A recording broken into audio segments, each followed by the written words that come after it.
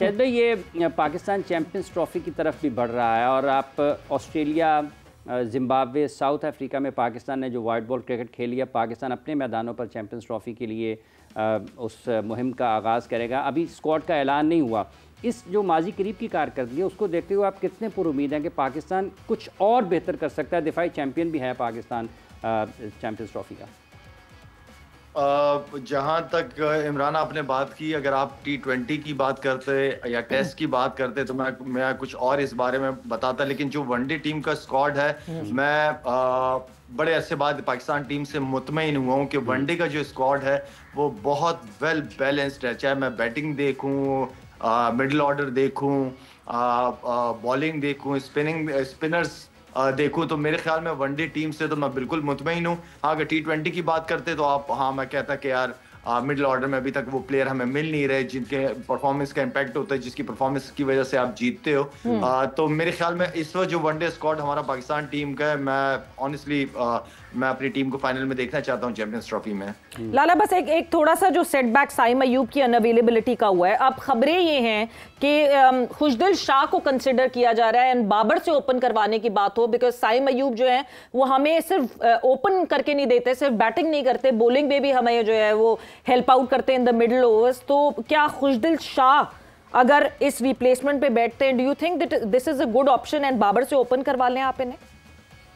सवेरा, क्योंकि number 3 batsman भी opener ही होता है पाकिस्तान टीम का और बाबर करते हुए आया है। बाबर एक हमारा प्लेयर है जो हमेशा से हम कंसिडर करते हैं उसको टीम की बैकबोन के लिए, कि वो टीम की बैकबोन है और कहीं पे भी वो अपने आप को एज, वो इस तरह का, इस लेवल का प्लेयर है माशाल्लाह। जहां तक बात है खुशदिल की, खुशदिल मैं काफ़ी अरसे से खुशदिल की परफॉर्मेंसेस पे नज़र रखी हुई है, क्योंकि हमेशा से मुझे 5वें 6ठे नंबर के लिए कोई प्लेयर्स, मतलब हम बात करते रहते हैं, कभी इफ्तिखार की बात करते हैं, कभी हमने आसिफ अली की बातें की, सारा कुछ, हमने बहुत सारे चांसेस भी दिए, लेकिन हमने ऑनेस्टली स्पीकिंग हमने खुशदिल को उस तरह मौका नहीं दिया जिस तरह देना चाहिए था। और अगर खुशदिल की मैं अभी करंट परफॉर्मेंसेस की बात भी करूँ तो बांग्लादेश में वो आउटस्टैंडिंग परफॉर्मेंसेस दे रहा है, चाहे वो बैटिंग हो, बॉलिंग हो, फील्डिंग हो।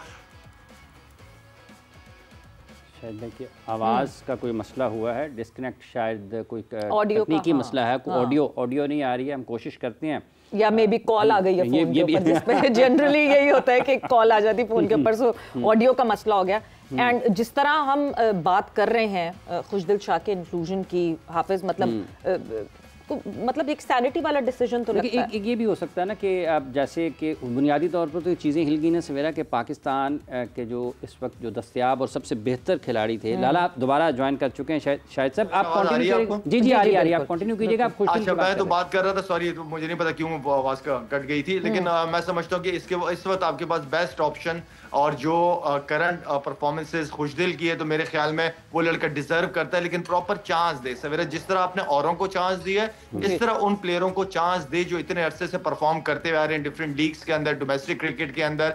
और मैं समझता हूँ कि इस नंबर पे बैट्समैन बड़े कम मिल रहे हैं आपको, तो एटलीस्ट जो मिल रहा है उसको फिर प्रॉपर चांस दे। मैं समझता हूँ खुशदिल को भी औरों की तरह चांस मिलना चाहिए। अच्छा शाहिद साहब, जब हम स्पिनर्स की बात करते हैं, सुफियान मुकीम खेले पाकिस्तान की तरफ से, फिर उनके साथ अबरार खेले पाकिस्तान की तरफ से, माजी करीब में ये ऑस्ट्रेलिया से दौरा से साउथ अफ्रीका तक, तो शादाब खान का भी कहीं कहीं क्रिकेट के हलकों में या मीडिया में नाम लिया जाता है। आपके ख्याल में क्या इस माजी को देखते हुए, जिसमें अबरार और सुफियान ही आपको लगता है ज़्यादा बेहतर पाकिस्तान के लिए कर सकते हैं, या फिर कोई रिस्ट स्पिनर पाकिस्तान को शामिल करना चाहिए 15 में? देखिए, स्पिनर्स का रोल पाकिस्तानी पिचेस के ऊपर तो खैर बहुत ही इंपॉर्टेंट होगा। अब मैंने बिल्कुल फॉलो नहीं किया कि शादाब ने लास्ट डोमेस्टिक मैचेस में क्या परफॉर्मेंसेस दी हैं डोमेस्टिक क्रिकेट में, क्या उसने अपना मतलब क्या उसकी फॉर्म वापस आई है। इसलिए कि हमारा ये नहीं होना चाहिए कि हम दूसरे प्लेयरों को बुला के और जिस पे ज्यादा इन्वेस्टमेंट की उसको बाहर बिठा देते हैं। ये भी बड़ा इशू है। अगर कोई एक प्लेयर जो काफी अरसे से, शादाब की शक्ल में अगर मैं बात करूं तो मेरे ख्याल में वो लड़का काफी अरसे से पाकिस्तान की उसने परफॉर्मेंसेस दी है। हाँ, मैं ये भी कहूंगा कि बॉलिंग में वो काफी स्ट्रगल की है। क्या उसने डोमेस्टिक क्रिकेट में जाके अपनी चीजों को इंप्रूव किया है कि नहीं किया? अगर किया है तो बिल्कुल उसको चांस मिलना चाहिए इतनी बड़ी ट्रॉफी के। अगर नहीं किया उसने तो आपके पास जो स्पिनर्स आपने लास्ट 2-3 सीरीज के अंदर ट्राई किए उन्हीं के साथ ही जाना पड़ेगा फिर तो।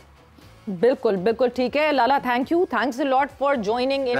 और जिस तरह ये सारी discussion, congratulations once again for that stand of national bank. वैसे ये नेशनल बैंक कराची स्टेडियम ये मुंह पे चढ़ता ही नहीं है, बिकॉज हम इतने आदी हैं नेशनल स्टेडियम कराची कहने के, क्योंकि बरसों से दहाइयों से शुरू से उसका नाम यही है ना। तो ये रमीज़ राजा साहब के दौर में एक लफ्ज़ का इजाफा हुआ बैंक का, तो वो उसको कहते कहते भी थोड़ा सा झिझकते हैं कि यार कहीं गलत तो नहीं है कि वाकई नेशनल बैंक स्टेडियम कराची है। हाँ। तो ये एक उसमें मसला ज़रूर आता है, लेकिन बहरहाल एक वैल्यू ऐड ज़रूर हुई कि उसको आप स्पॉन्सरशिप मुआवजे के ऊपर जा सकते हैं। स्टेडियम्स की आप जो राइट्स हैं उसके नाम के, वो आप किसी स्पॉन्सर को दे सकते हैं। ये एक कमर्शियल एक्टिविटी ज़रूर थी और दुनिया में होता भी है, मेरा ख्याल ऐसे हैं दुनिया में। हाँ, बिल्कुल है। और ऑब्वियसली जैसे पर्थ में ऑप्टस स्टेडियम जिसको हम कहते हैं, तो Optus is a telecommunication company there in Australia. But coming back to the discussion, और जिस तरह हम बात कर रहे हैं, फोकस है बड़ा क्योंकि Pakistan versus West Indies second test होना है, 25 से वो शुरू होगा। हमें ज्वाइन किया है क्रिकेट कॉमेंटेटर अली यूनुस साहब ने। और अली, खुशामदीद शो पे आपको पहले सबसे पहले वेलकम कहते हैं। Thank you so much, Savera, and thank you very much for having me, and अस्सलाम वालेकुम to both of you. वालेकुम अस्सलाम। मैंने टेस्ट का जिक्र इसलिए आपको इंट्रोड्यूस करवाने से पहले किया अली, बिकॉज एक बहुत अभी पिछले टेस्ट में बहुत ज़्यादा एक डिबेट रही एक कि जो है हम अपने स्पिनर्स को यूज कर रहे हैं, तो हमने अपने फास्ट बॉलर्स को बिल्कुल इग्नोर कर दिया है। इस वक्त इस मैनेजमेंट का ट्रस्ट फास्ट बॉलर्स पे दिखता नहीं है। You have been covering the domestic, मतलब बहुत क्लोजली आप उसको फॉलो भी कर रहे हैं। क्या हमारे पास फास्ट बॉलर्स खत्म हो गए हैं जो कि लॉन्गर फॉर्मेट में बॉलिंग कर सकें? इतनी फिटनेस वाले फास्ट बॉलर्स हैं हमारे पास? देखिए, to be very honest, fitness वाले तो ज़रूर है जो लंबी बॉलिंग ज़रूर कर सकते हैं, लेकिन अब इंटरनेशनल क्रिकेट की जो डिमांड हो गई है वो 140 प्लस स्पेस वाले बॉलर्स है जो हमें ज़्यादा चाहिए।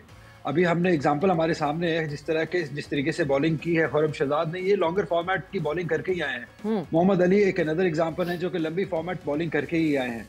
और इस तरह के अगर आप थोड़ा ग्राइंड करना पड़ता है फर्स्ट क्लास के अंदर, जब अगर आपके पास 140 प्लस की पेस नहीं है तो आपको ग्राइंड करना पड़ता है, थोड़े सीजन्स खेलने पड़ते हैं, अपने आप को मैच्योर करना पड़ता है। जैसे मीर हमजा ने किया, बास की एग्जांपल ले लें, आगे भी ऐसे फास्ट बॉलर्स मौजूद हैं। मैं नहीं मानता हूँ कि पाकिस्तान जैसे मुल्क में फास्ट बॉलर्स की कमी हो सकती है हमें। अभी काशिफ अली की भी इंक्लूजन हुई, उन्होंने भी 3-4 साल से अच्छी बॉलिंग की है। अब आगे देखेंगे, अली रजा भी एक बॉलर आ रहे हैं, फास्ट बॉलर जो कि अंडर 19 से आएंगे। मोहम्मद मूसा का अच्छा रिदम नजर आया हमें। देन उसके साथ साथ आकिफ जावेद अच्छी बॉलिंग कर रहे हैं, उबैद शाह भी है, सिराजुद्दीन है। अब बॉलर्स तो बहुत सारे हैं। देन अगेन उनको थोड़ी ना कहीं कंडीशंस की जरूरत पड़ेगी। इससे पहले जो कंडीशंस हमारे पाकिस्तान में हम खेल रहे थे वो तो ना स्पिनर्स की थी ना फास्ट बॉलर्स की थी, वो तो सिर्फ बैटर्स की कंडीशंस थी। तो एटलीस्ट हमने एक आइडेंटिफाई किया है, शॉर्ट टर्म गोल है हमारा, शॉर्ट टर्म जीतने का तरीका है कि आप स्पिन ट्रैक्स बनाइए। एटलीस्ट हम विनिंग जो हैबिट है हमारी, एटलीस्ट उसकी तरफ आ जाएं, बाकी बाद में देखते हैं।